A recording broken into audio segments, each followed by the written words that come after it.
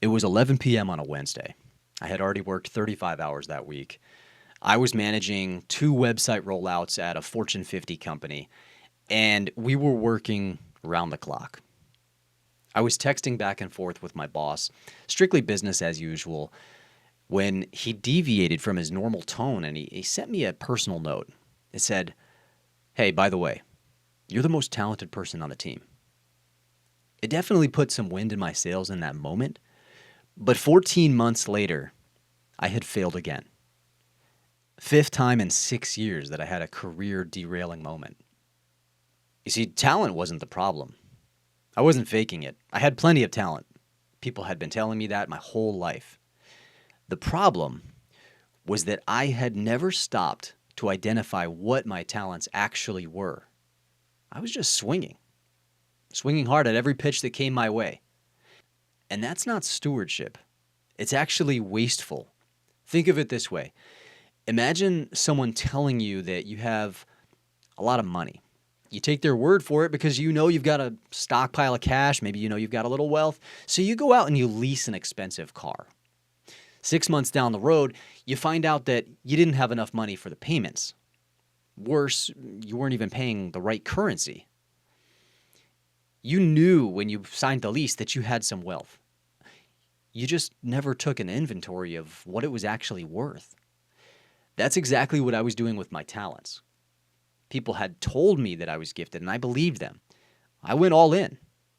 But I had never stopped to ask what my gifts actually were and how they worked or where they actually belonged. Here's what I wish I knew 10 years ago. Your talents aren't self-evident. Just because you have them doesn't mean that you know what they are or how to use them. You have to go through a process of self-discovery, and I had never done that work. I'd never taken an honest inventory of who I was, what I was built for, where my gifts actually fit.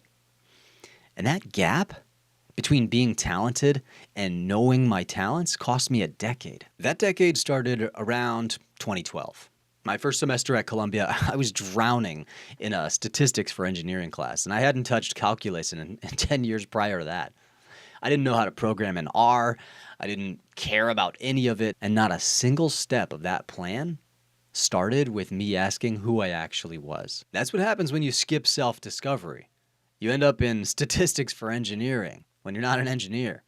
You don't end up investing in your talents. You end up chasing someone else's. Well, the pattern continued. My first job out of school was in consulting.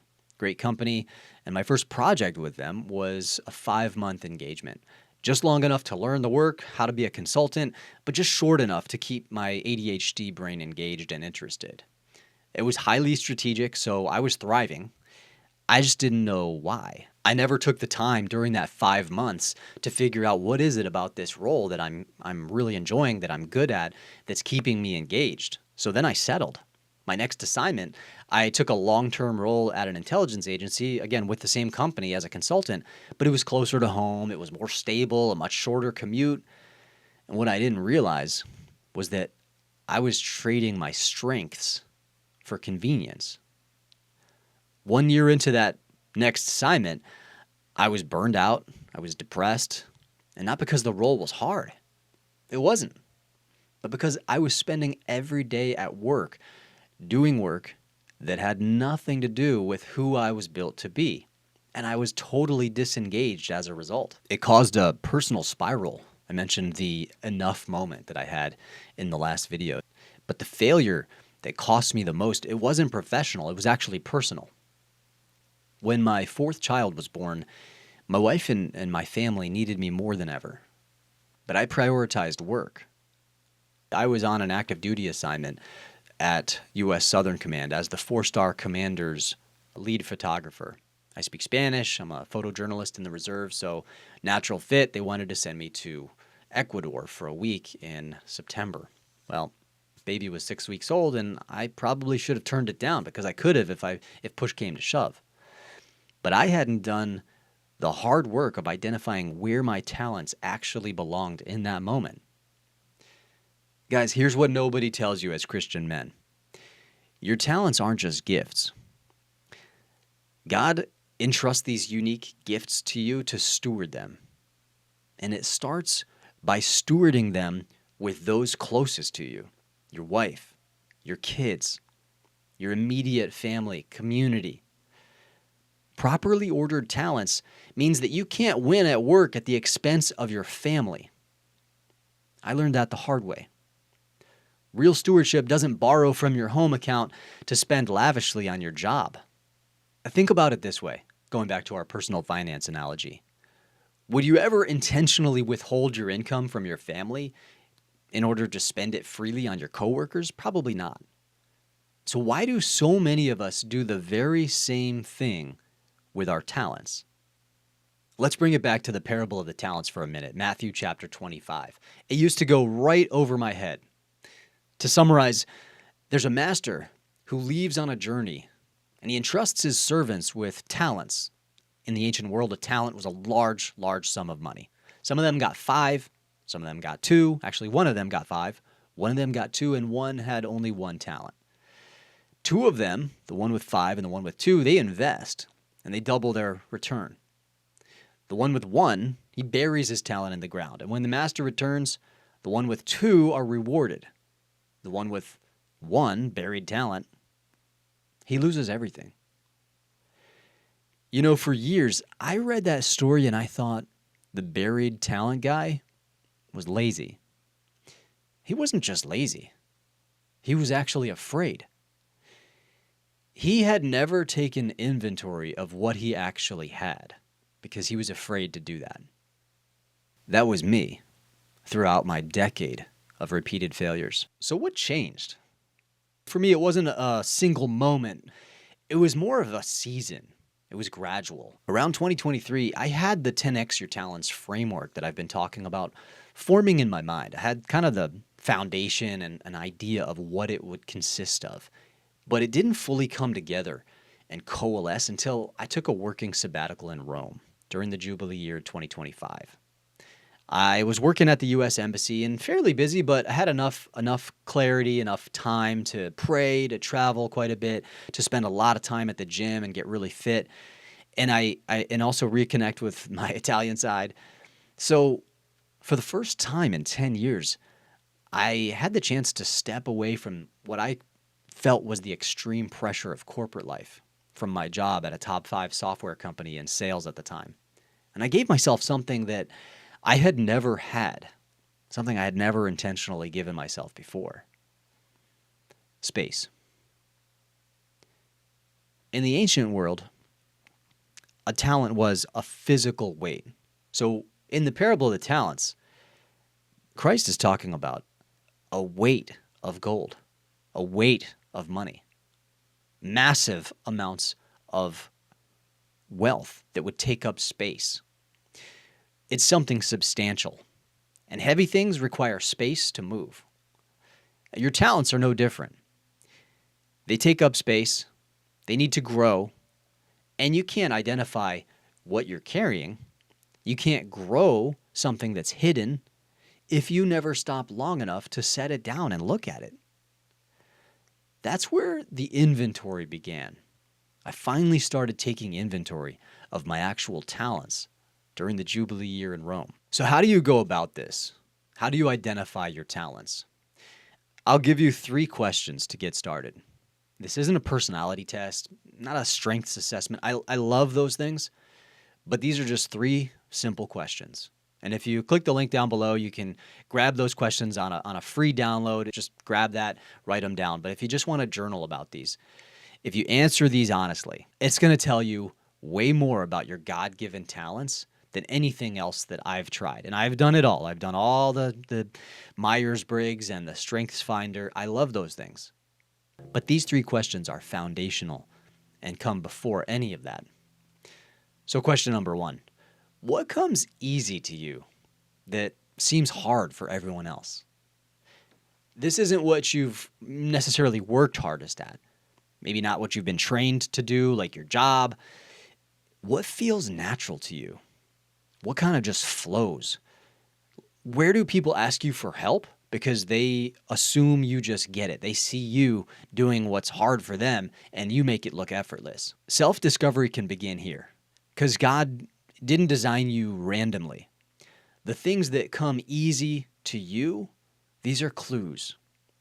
God made you. He knitted you together in the womb. This is in your DNA. For me, it's foreign languages. People ask, how do I learn languages so easily? Actually, it's not easy. I have to put in a ton of work, the 10,000 hour thing. What he's asking me to do with that, I'm still not sure. But if you've never asked this question, what's easiest for me? What feels effortless? Start right here. Write it down right now. What do you do that others struggle with? And you make it look easy. Question number 2. What have others consistently called out in you? Like, not the compliments that you've gone out and fished for. I'm talking about the compliments that came totally unsolicited. The things that people thank you for, they come back to you for. They remind you of how good of a job you did, and you just thought it was part of everyday life. Or maybe they say these things about you and they think you're not listening. This is where self-discovery can become discernment, because these are echoes of what you may have already known.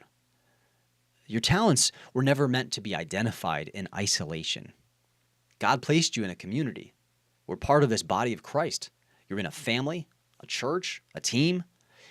And precisely because other people can see in you what maybe you can't see in yourself, God is going to speak through them, even if it's only in a whisper. So you have to listen really carefully to what they're telling you and discern, Lord, are they speaking to my talents? Because, guys, like we've mentioned, your relationships can mirror back your true identity to you.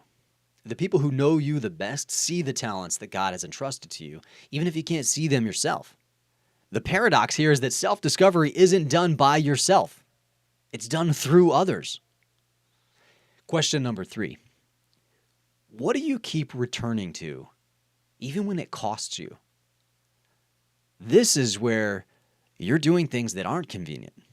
You see, convenience for me, it was moving closer to the job, to the office, so that I'd have a 10-mile commute instead of a 22-mile commute. Not what pays the most. I tried that too. Crashing and burning at a boutique consulting firm like a square peg in a round hole, doused with gasoline and torched. What I'm asking is different. What do you find yourself drawn back to again and again without any external reward, no applause, no pat on the back, even when it requires sacrifice? Doesn't make sense on paper. You're not padding your resume for some future role. This can be where prayer shapes discernment, where the Holy Spirit continues to whisper, this time directly into your heart and into your soul. It'll become a persistent pull. It's something that you can't walk away from. You think about it late at night as you're going to bed, and it's the first thing on your mind in the morning. That's not an accident. That may be providence.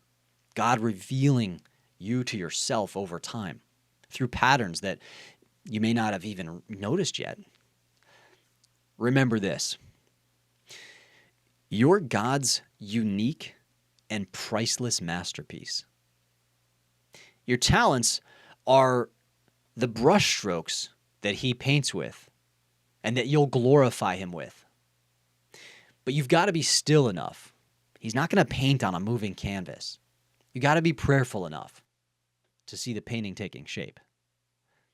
Because right now, in this moment, you're still a work in progress.